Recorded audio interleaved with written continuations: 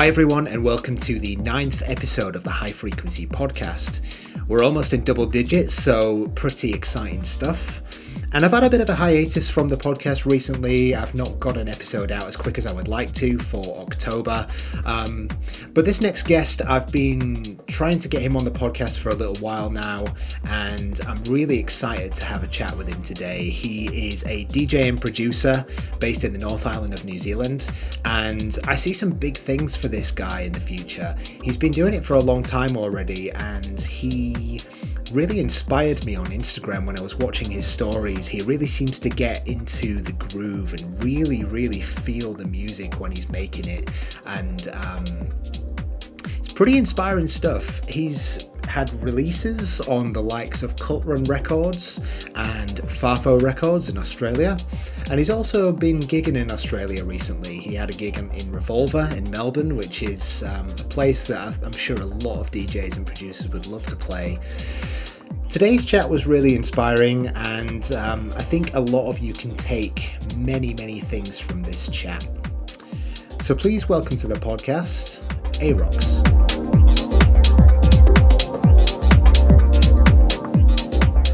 Okay, Arokx, welcome to the podcast. Thanks for being here. And how's everything going on your end this week? Yeah, good, great. Pretty chill, actually. Yeah, feeling good. Just had a smoothie and Nice. Ready to go, mate. Awesome. Love it. Yeah, the daily smoothie is an essential thing. You've got to keep the brain and the body healthy to keep music healthy, right? Yeah, I guess. Yeah. So, obviously, Aaron, I asked you to the podcast because I discovered you on Instagram earlier this year, and I actually realized that obviously you put out some interesting stories sometimes around your music creation, which I found really interesting to watch and observe. And what I like to look at, because obviously I am a producer myself, and what I like to do is I like to observe other people's creative processes, and I can see that you really get into it when you're making music. Yeah. So that's the whole point, is to get into it, you know? hell yeah, man. It really is. You know, there's so many people now that just sit behind a screen and click a mouse button and don't really get into the groove of things and the feeling. I think it's you've got to put some emotion into it. But anyway, I wanted to get you on just to sort of chat about you, how you got to where you are today, a bit of history around who Arokx is and your music creation process. So give us a bit of history. How did you get started, and how did Arokx come about? History. Like growing up, like all I really had around me was like music stuff. I just started with DJing. I got got my first set of like decks when I was like 17. So it really just started with DJing, and as DJing progressed, I started playing overseas and stuff, and then I just kind of had an epiphany while I was DJing once. And the club was like, I can either keep doing this and keep doing the club thing and keep smashing this, but if I really want to take it to the next level, I've got to be releasing good music made by myself, and that kind of just shifted everything for me, you know. When you're going from DJing to producing, you know, my love, my passion went from literally in that moment went from like DJing to I've got to be good at this now, you know. And that's kind of where the production started. And so instead of like in the weekends or doing what I love, which was DJing, it was kind of like just starting all over again, and just went back to the bedroom and just started from scratch. I'm not very good at tutorials. I'm ADHD, so I find it kind of hard to focus, and I'm like, so I just kind of been figuring it out myself for the past like 7 years now. 7 years. So I basically just kept the same name, Arokx, and but that's just kind of grown and progressed into my own production now. And just making changes. Now my love is just like making change. Obviously I love DJing as well, and I respect the art, and DJing got me to where I am today, you know, and I love it. But my real love is as you can see on the stories, making music and just making good tunes. I haven't found anything else that's that satisfying as making good tunes. So, well, I think I know I enjoy it anyway. So it's basically just about following your heart and doing what you feel is right for yourself, and that's my jam. Is just making tunes. So yeah, just chill, make beats. Yeah, man, I love that. I love how organic that process has become. Almost kind of like a lot of DJs are naturally going into production these days, which is great because we need more music. I guess what it does though is it makes it more of a competitive.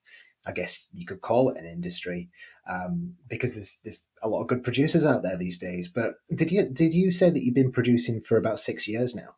Yeah, 7. Fuck, man, that's a long time. That's a good stint. Yeah, yeah.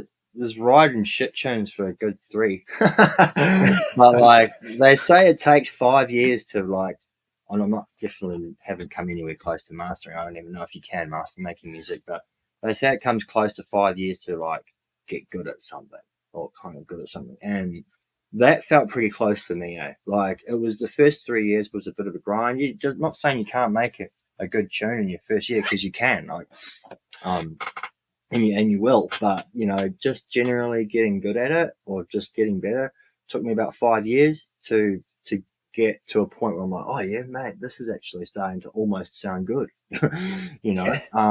and then from there kind of just spiraled. Yeah, I'm definitely feeling a lot happier with the sound of my production now. What I'm making these days is the production's a lot more on point, and so it should be after that amount of time.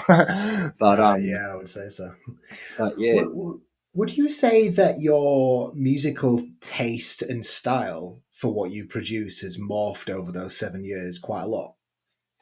Yeah, yeah, yeah, for sure. It's always changing, always morphing, but at the same time, I've kind of got that same kind of sound going that's been there the whole time. The same sort of melodic, not melodic. I wouldn't say melodic, but kind of like dark groovy kind of vibe that's kind of always stuck around. Just that gnarly kind of dark bass kind of groove sort of feel has always stuck around.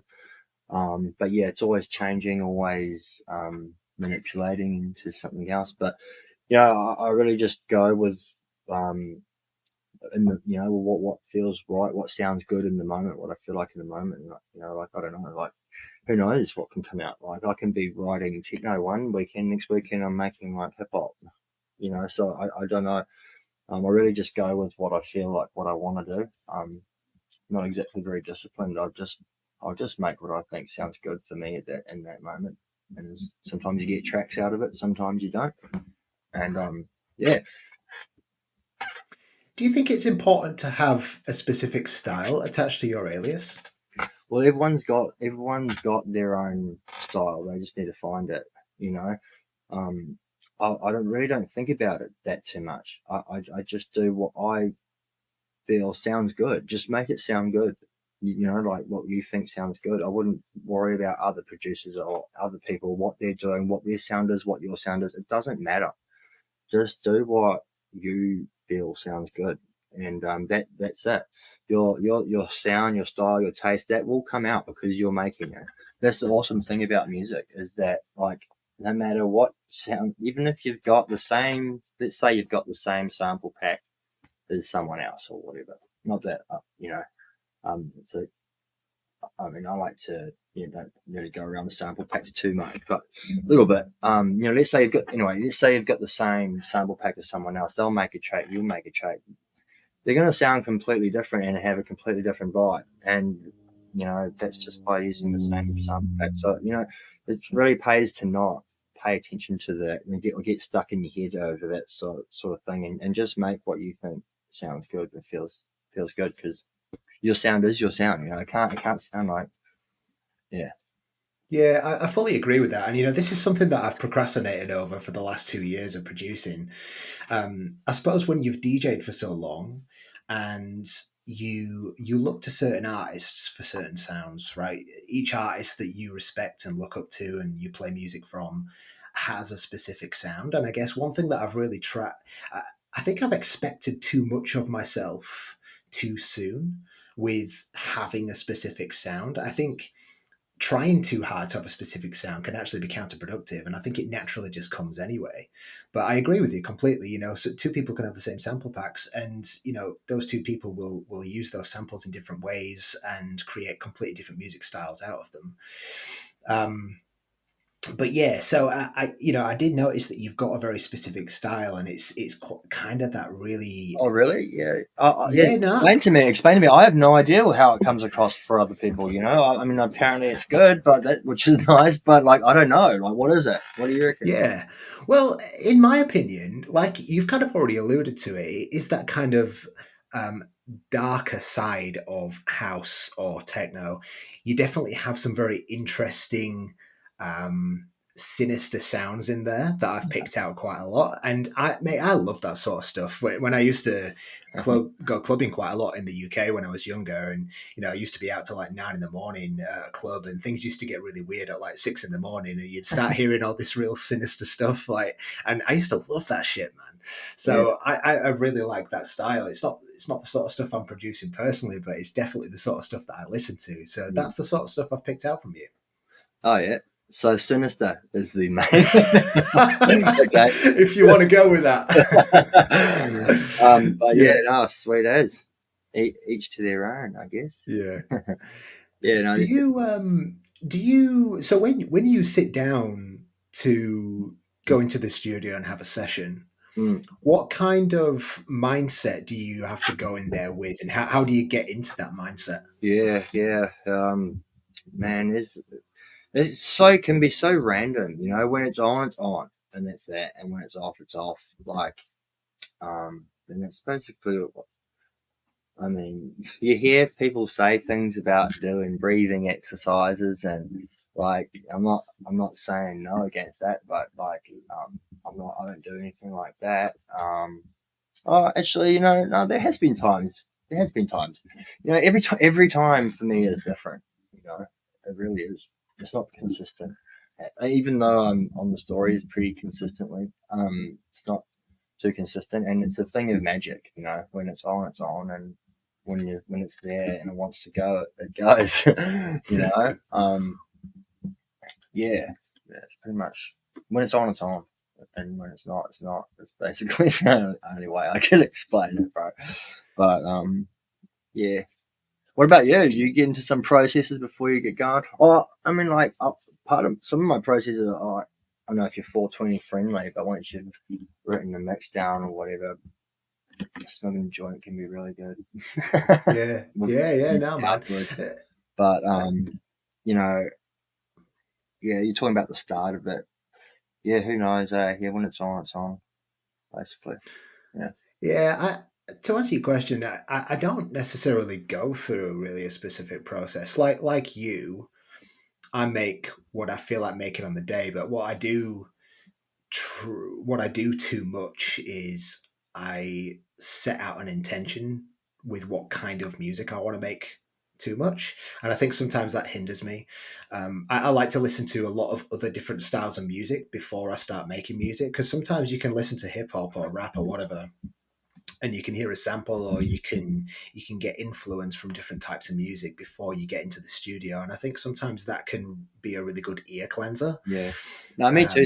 um, Sometimes there is an intention, like, oh yeah, no, I want to make something more dark, more gnarly this time, or sometimes it'll be like more minimal. I've got some minimal stuff, kind of like you actually. I'm actually getting more into that style, that more minimal, not so sinister style.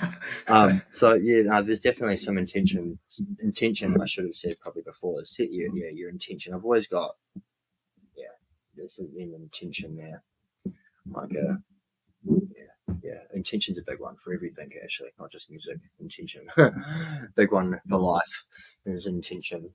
Um, yeah, that's probably the only thing I would actually say really works. If you actually set an intention on what you want to do and then just keep plugging away, even if you start with like, hey, I want to make a track like this or whatever, and you start and it's not working or whatever. That's your intention. Just keep plugging away, and something will move, something will break, and you'll get into a space of creative space. just can take a grind sometimes to get there. It can, man. Like the creative space. I mean, we all know when we've been in this creative space and you're in this flow and everything's just pulling together and it all flows so naturally. I do think the legs of society being very structured these days actually hinders natural creative processes sometimes. So I find it quite hard to switch off from society, jobs, regimented daily life, and then get into that creative space because it's such a different thing, isn't it? And then just stay there. Fuck society. Like switch off and stay off and just go inwards. Yeah, honestly, it's just such an awesome space to be in. Is inwards with yourself, making music. Like, yeah, nature is another one for switching off from society. If you can just get even just close to a tree, man. I know there's not maybe not too many trees in the city, but like get out into nature and spend some actual time. I don't just go to the park and spend like 5-10 minutes. I actually go there, sit in nature for a while, and just sit, and that can be really inspiring too, and really help with just getting into the creative process. The Maldives would say, work the land to get inspiration, which is so true. You're not the first person who said that, actually. I don't know if you've listened to any of the previous podcasts, but James Patella from the South, who's in Christchurch on the South Island, he also said that he likes to go into nature as it inspires him. I think a lot of people as well, you can even start your creative process whilst you're out in nature by taking one of those recorders and record some nature sounds and use that as a background in your track or something like that, Sure. right? And Sure, yeah. that's becoming more of a popular thing. So yeah, I completely echo those thoughts. Yeah. There's that too, but I mean more or less like just tuning into nature, like yourself, just kind of forget music, forget everything, and just go into nature, and and just that time in nature is going to help your music. You don't even have to get a musical idea in nature or anything like that. It's just going into nature and getting yourself centered. Yeah, but you're totally right. Like there's times when like just using like little cheap, like I've recorded cheeps and bird cheeps and stuff and used that as like percussion and shit. And there's so many awesome sounds in nature to use for music, obviously. But yeah, you do that a bit, do you? Record some of your own? I haven't actually done it yet, no, because I haven't got a recorder. I've messed around with some stuff on my phone, and yeah, there are some backgrounds in my tracks of public transport and stuff like that, but nothing that I haven't got anything that's decent quality because it's just on my phone. But yeah, but that's a really interesting point. I think. Yeah, but hey, if you know how to EQ though, like don't be scared to just rip out your phone and record it. Like heaps of the stuff I've used is just really rough recording, man. And like if you just like lush it up with some reverb, some effects, and you can get the warmth back into it, But yeah, don't let that put you off from recording with your phone. Just record everything, man. Record it all. I'm recording this right now. Yeah, great. Yeah, man. There is something naturally very healing about nature. I think it's something that we don't do very, very often. Going out for a walk and being in that environment, it soothes this. I know it sounds corny and cheesy, but it does definitely soothe the soul. And like you say, you can switch off from everything. And there is something. There's a different type of energy in that environment that I think we can all absorb more of. Yeah. You can say as cheesy as you like. It's the fucking truth. Like it's my truth anyway. I can't really speak for anyone else but myself. But I'm not the only one to say get into nature. It sounds like we're definitely on a similar frequency, which is pretty cool. So look, what about the sort of, I don't really know, I try not to go into tech talk on these podcasts, partially because you can get too bogged down with all that sort of stuff, and half the time it's not even important. But I do want to ask, what does your studio currently look like, and what are you using at the moment? Yeah. When it comes to equipment, I'm not an equipment guy. Like when people start talking to me about equipment, I'm like, oh god, you know what I mean? It's like I literally the equipment by things I don't have Like I don't let that limit me. I used to think, oh, I need this, I need that to make music, and that can be really limiting. And I find it really liberating, um, not being into that world. But at the same time, I kind of wish I was. I kind of wish I was into that world of equipment, but I don't, because you don't need it. And literally my studio is not flash. I have a laptop, two good monitors, Atom audio monitors, and this MIDI controller here, XM audio MIDI controller, and that's it. That's it. This laptop MIDI controller, and it's done. Like I got nothing. Um, but yeah, I just got inspired from from artists over in Australia, Timus, Jules David. You'd love Jules David. He makes all kind of music like you. And these guys were making music on just earphones in the middle of the bush, like on nothing. They had an old laptop and earphones, and they're still releasing mean EPs on just making it on earphones. And I saw that, and that showed me, as like, well, wow, okay, that it is possible. Like, it is possible if I've only got a laptop and some crappy monitors. It is actually possible to write a good tune. So that kind of set me off. Yeah, wouldn't worry about what you don't have and what you need and stuff. Just a laptop and some headphones is going to get you started. 100%.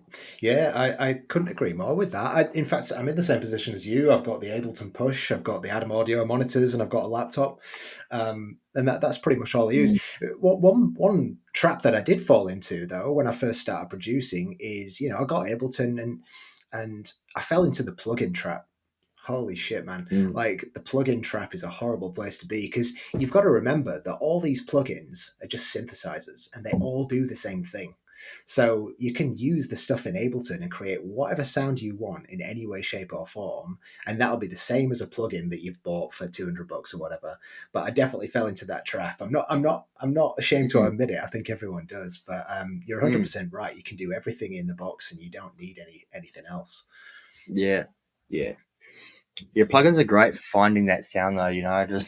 Just like next, trying to find that next part. There's so many good ones, but yeah, just follow your heart. Sounds so cheesy, but it's just the truth, I reckon, for making music. Just do what lights you up. Yeah, yeah. One thing I did, I don't know how you feel about this, but one thing that, because I've played instruments in the past, and one thing that I found when I started making this type of music, I felt like I was clicking my mouse button too much, and I wanted some external gear to be able to play on, like push buttons and tweak knobs and shit. And I suppose that's why I got the Ableton Push, because you don't need a ton of external gear if you've got one of those, because it's the same thing that controls everything in Ableton. Yeah. So yeah. No, I've heard. My friend's been telling me, and I've seen him work on Push, and once you understand, it looks like it's a really flowy piece of equipment, and you can kind of get some. Yeah. Once you figure out Push, and it can just get really creative really easily for you. I've seen it in action. I've been, oh yeah, I've had a little jam on mates. I thought, oh, that'd be sweet, but same time, yeah, I don't know. expensive, aren't they? Are they? I don't know. Yeah, about $1,000. How much? About $1,000. Oh yeah, sweet. Yeah. All good. Yeah, I wouldn't buy one again for that price. I don't think they're worth the price that they are, but hey. Yeah. So in terms of your music then, Aaron, because you've been producing for quite some time, do you ever get into and this is a question for me because I get stuck into this all the time, do you ever get stuck into that place where you think that all your music sounds absolutely shit? Yeah, well, like some does, like there's some, like there are some tunes that are shit and there are some tunes that are good. But do you mean like production wise, or do you mean like what do you mean like shit? Like more so because I think some days I listen to tracks of my own and I'm like, this sounded awesome yesterday. Why does it sound so bad today? Yeah. Do you ever get stuck into that? Yeah, that sucks. You can spend like 8 hours on something and just be convinced that I've just written the bombest tune. and then go to play it in the car the next day, just like full ahead of myself. Like, oh yeah, check this out. Yeah, sweet, let's go. Listen, and I'll be like, what the fuck is this shit? You know? Yeah. Yeah, these moments happen, man, and it's all part of the journey of producing music. It's an Yeah. unfortunate part of the journey, but it's there. Yeah, I find listening to music in the morning after you've slept all night, um, when your ears are fresh, is a good moment to listen to music. Yeah, like also like what kind of headspace you in, blah blah blah. Just yeah, definitely listen to it. You have to sleep on it, you know, just sleep on it, rest on it, give it a week or whatever, come back to it, have another listen. If it's still shit, then maybe it's just not that good, you know. Yeah. Um, Yeah. but yeah, who knows what's not good for you? It could be someone else's favorite track. This is another thing that I've learned. Like I wrote a track, the weirdest, most left fieldest track I've ever written, right? And I swore that I would not let it see the light of day. And my mate I ended up playing it somehow to my mate, and my mate lost it. And he was like, "This is the best track ever." And he's played it out and all this. And for me, that was like, what the hell? Because for me, that was like my shit track, you know. So at the same time, these tracks that we can label shit can also turn into gold. Got to be watch out for that one too. Mm. Yeah. If your production is good, if you've got good, like if you can define it between whether you like the track or whether you don't like it because of the production, you know, like if the production is good and it's well structured and it's just not really the track that you like, but you know it's a good track, maybe it's all good too, you know. I wouldn't just throw all the tracks you don't like in the bin. Mm. If the production's good and the production's there. Yeah, many different ways to look at it, I suppose. I think it doesn't help when you're listening to the same loop 100,000 times and you're completely over it, and then someone else just listens to it for the first time and they're like, "Wow, this is pretty good," and I'm like, "Are you kidding me?" Yeah. Oh, yeah. So you're talking about getting stuck in the loop. I know all about that. uh, Yeah. Yeah. Sometimes it can be just like, yeah, you get stuck in that loop and it can be sometimes just adding another layer can do a lot. But, yeah, there's a place where none of us like to be, you know, stuck in that loop. Yeah. Oh, it just makes my neck and shoulders hurt thinking about it. yeah. Stuck in the loop, hunched over on the laptop for hours, and then finally snap out of it because how you snap out of it, I don't know, but you do, and yeah, come out of it injured internally and externally. So, how many releases have you had? So my first year of making music, I released a tune on the Smash Bang, and then after that, I was like, no, you need to get much better. Chilled back for a bit. Then I released on like Sun Explosion Records, um, Cult Run Cult Records, Sebastian Feltham's label. Um, oh man, why is my memory so bad? I don't know. There's been and there's what else is there? That Cult Run Cult and Farfo Records as Oh, well. nice. Uh, They're Australian, eh? yeah. Okay, and then hang on a minute. Yeah, it's about like 4 or 5. I've released like 4 or 5 tracks. Some labels in Berlin.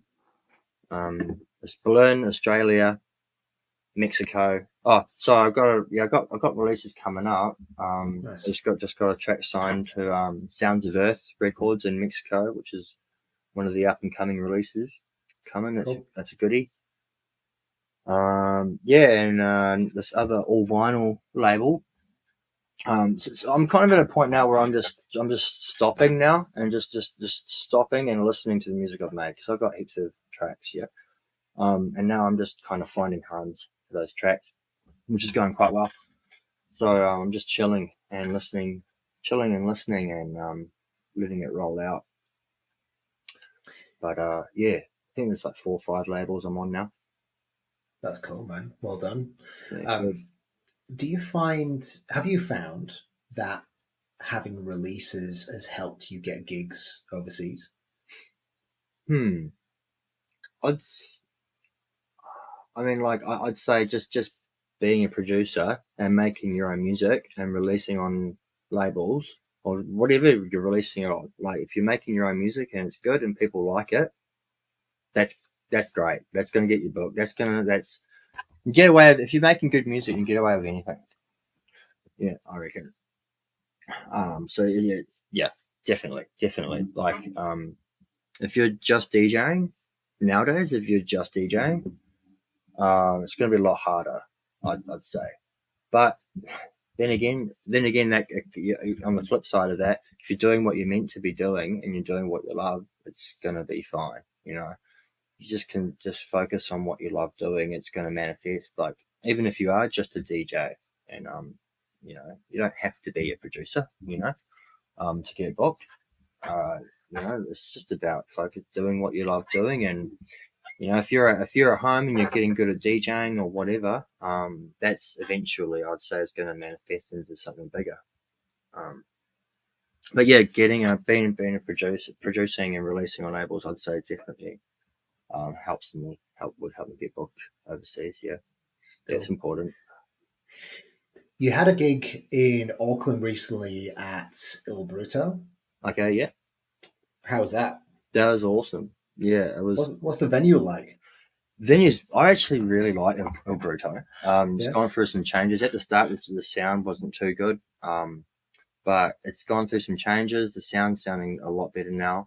Um, yeah, and just an awesome crew that run the club as well. Like Mariano, he's the man from Argentina. Really chill. It's all about who you're working with too, and who's involved is a big one for me. Um, Yeah, so I like the people in there too. So I'd really give Il Bruto a 5 star. I mean, okay. So there's always areas to improve. It's still a fairly new club. A couch would be nice, but like at the same time, yeah, I had a really good time there. Played a wicked set. I just kind of unleashed on it.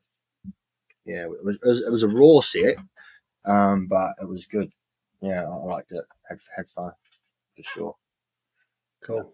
What's the best venue that you've played at in New Zealand? Hmm.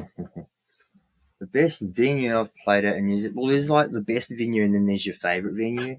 You know what I mean? And then there's just the most historic venue. You know what I mean? So like Ink Bar is like the most historic, and like I just love Ink Bar.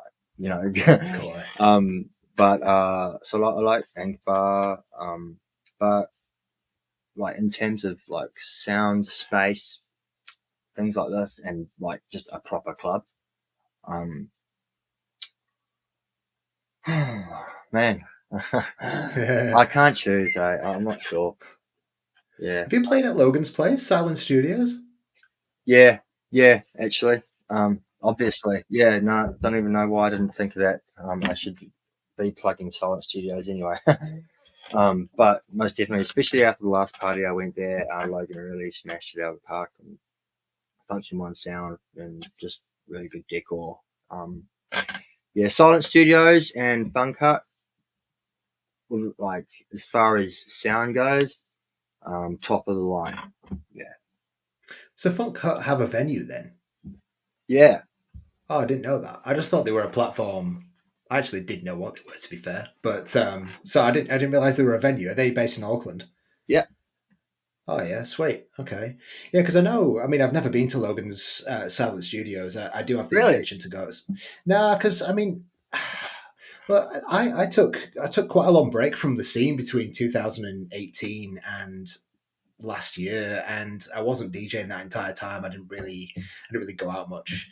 Um, had other priorities, and I wasn't even aware of Silent Studios before when I was playing in Wellington a lot. And because I'm based down here in Wellington, it's quite hard to get up there sometimes just for a gig. But I do have the intention to go, and I've spoken to Logan a couple of times, but it looks like he's got a pretty sick setup there. Like it looks like a good sound system. He's got Function One in there. I mean, you can't get better than that. It's proper. Yeah. Hell yeah, yeah. You played over in Australia recently, didn't you? Yeah. How was that? Yeah. No, that was a pretty wild journey. Played at Revolver. Yeah. Yeah. Any insights? What about Melbourne? Yeah. Well, I was lucky. I got to, before I just went over recently, I got to go over Melbourne and experience it when it was in its golden times. When it was the Bushduff was like at its peak, and the club scene, everything was just popping in Melbourne, and it was incredible. And I was really lucky to experience that and play around at all the clubs there and festivals in that time era. But then now COVID, like we got it really good here in New Zealand. Like COVID really took Melbourne for a ride, and the cult, just like the whole vibe of the place. COVID really tore through Melbourne, and I believe Melbourne can bounce back. But to be honest, going over there this time, just like walking around on the street, getting a vibe of the entire city. I'm not talking about Reds, just the whole place. I feel like it's definitely changed a lot after COVID, and yeah, it's kind of a bit sad, but I truly do believe Melbourne will bounce back and come back to the city it was. Well, actually, it'll never be. I don't think it'll ever be what it was. It'll never be what it was, but it'll be something else, and it'll bounce back. And Australia has got a really high standard of like industry standards, like, and when it comes to just like how to getting booked professionally, and just their standard, their club standards, their industry standards, is just a lot more professional. Is on point. Yeah, can't really think where I was going with that, but yeah, Melbourne will bounce back after COVID. It will bounce back, but it's not. It's but yeah, defeated, mate. Yeah, I think a lot of places around the world were defeated, but obviously, I think population size is almost, it can correlate with how quickly things bounce back. So I do agree. I think Melbourne will bounce back. It looks like Sydney's bouncing back. Auckland may be on its way. Wellington is taking a long time to bounce back. It's still a ghost town, unfortunately, but yeah, look, we've got one club down here. Laundry, where I ran my parties before, that's gone. Not due to COVID, due to other reasons. But yeah, the Wellington club scene. When I first moved to Wellington in 2010, there was a pretty thriving club scene. There was at least 4 or 5 places that you could go that played some decent music, and now there's one. It's pretty sad, really. But I do believe that things ebb and flow. Naturally things ebb and flow like this, and we're just in a bit of a rut, and we will come back out. And it's the same thing with the rest of the country. Yeah, it'll come back out. Yeah, it's a bit of a lull. So, have you got any upcoming gigs that you can tell everyone about? Honestly, there's Shipwrecked Festival coming up. I'm not actually playing anywhere over the New Year's. I'm taking a bit of a break and just going to take some time out because it's been going pretty hard. And yeah, I just want some space, to be honest. It's just like, yeah, I just want some me time. I'll probably just end up making more tunes, but who knows? Yeah, just thinking about other things. Just having a look, not stopping or anything like that, but just over the New Year's period, I'm not booked to play anywhere over New Year's, and I'm pretty happy about that, to be honest. Which is awesome. Just gonna take some space away, but back into it next year, no doubt. Summer's coming, no doubt. I'm playing at an underground party tomorrow, actually. Wait, no, in Waiheke. So there's still gigs going on while I'm on downtime. It's all going. But yeah, yeah, it's pretty much playing a gig this weekend in Waiheke. It's more of an underground party. But yeah, apart from an underground party this weekend and Shipwrecked, at the moment, yes, that's it. I'm probably forgetting something, but I'm no doubt I'm forgetting like 5 gigs or something.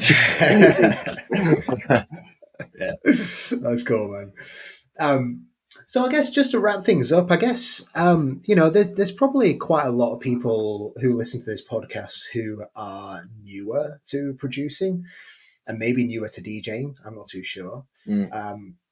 What kind of lessons, really important lessons, have you learned with your production and DJing journey over this last 7 years? Yeah, lessons that are positive. So like when basically like kind of like what I was saying before, that if you're going to want to get into production, like don't be intimidated by like needing this and that. You really do just need a laptop, and that's enough to get started, and you can do it. Um, yeah, that's pretty much my only thing is just get a laptop and get able to and then get going and just start, you know, working it out yourself. Like yeah, powerful lessons. Like, well, if you would not want to know, like, if you're DJing and you're already established in your DJing and you just start producing, like, I wasn't prepared. I didn't know about that shift. There was a big shift, going from DJing and producing and trying to keep the momentum of all the DJing and the gigs and whatever going at the same time as doing production. Like, I'm torn in two. Like, I don't know how these people do both and go and do producing and DJing so fluently. Like, I'm either like in producer mode or in DJ mode. So if you're a DJ and you like all your gigs and you want to keep it there, starting production may throw a spanner in your works a little bit. Like at the same time, like just as far as like, yeah, I threw a spanner in my works anyway, starting producing from A good DJing. one, though. Yeah, a good one. It was totally worth it. But at the same time, like, your hype and your momentum that's happening around you and your DJing is going to drop because you're putting more of your energy into producing and you're not just going full into DJing. It's where you put your love and your focus is what matters. And if you start putting all your love and your focus away from your DJing and into production, then your DJing can like maybe suffer a little bit. And it's just getting that balance right. There's a balance there. Yeah, that's probably, but yeah, powerful lessons. Yeah, I'd probably just get going on it. Yeah, just start making music. Just get a laptop and just go into it. Don't be intimidated. Yeah. Yeah, I do think it's easier now than ever to start producing music. I think there's enough accessibility, there's enough educational tutorials online if people want to go at it. So I think that's wise advice. I suppose one of my final questions that I do have for you, because you've been around on the scene for quite some time, particularly the New Zealand scene, and you've obviously seen it evolve, if you want to put it that way, over the years. Yeah, Um, sure. you've obviously been involved in the Australian scene as well, quite a bit. Knowing what you know now, I guess, how would you see the New Zealand electronic music scene at the moment? Do you see it as in a growth phase, or do you see it I as do. maybe taking a hit? Yeah, no, I see it being in a massive growth phase. Like lots of little parties and little crews are popping up out of nowhere, and we've got a lot more happening at the moment. All sorts of things coming from places where you wouldn't expect. You know, yeah, it's like I feel like we could even be coming up on like another golden era.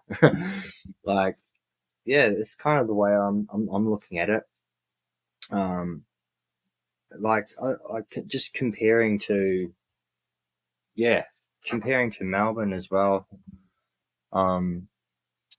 I can't remember what I was going to say. I see it as definitely being in a growth phase, and lots of different things are popping up, and a lot like younger crews, which is really promising. You've got like Dark Faces, which is pretty new on the scene, which have like just come up out of nowhere, which is really cool, and I like seeing that. A whole bunch of like whole younger generation, a whole crew of the younger generation, just like completely into techno. It's awesome. So yeah, and I think we're definitely in a growth phase. Yeah. That's cool. I'm glad. I'm glad that you see it that way. I guess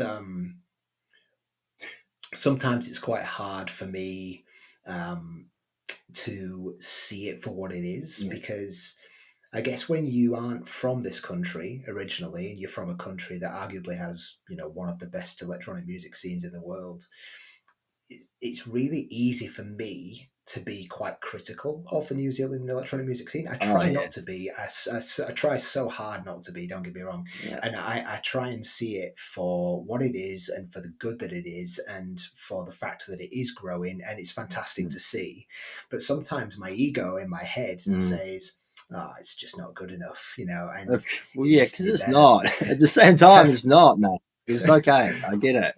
At the same time, it's not really good enough, but it's getting better. Yeah. But the good thing, the awesome thing about being in New Zealand is you can be a pioneer of what you're doing. There's like what you're into, you can start something and kind of be the leader in what you're starting because no one else is doing it. If you're overseas and where you come from, or even Melbourne, like you start something, there's other people doing that too, which is a great thing if you want to get involved. But it's also like if you start something yourself and you're the only one that's doing it, you're like the pioneer of that. That's a cool thing about New Zealand. And that's what I like about the scene here. It's organic like that.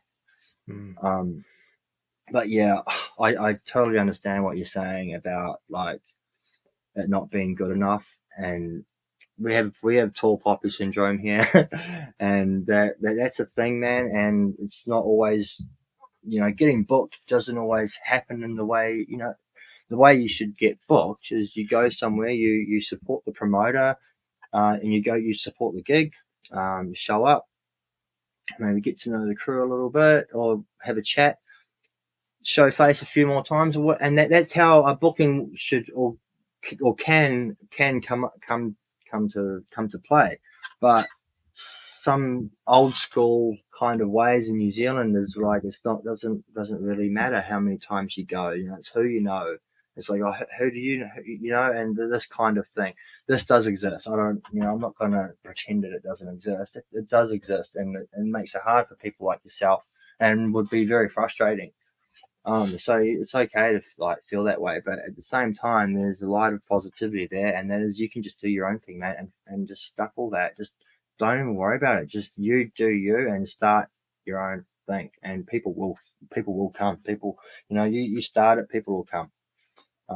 Because what you're doing is cool. So it's as simple as that.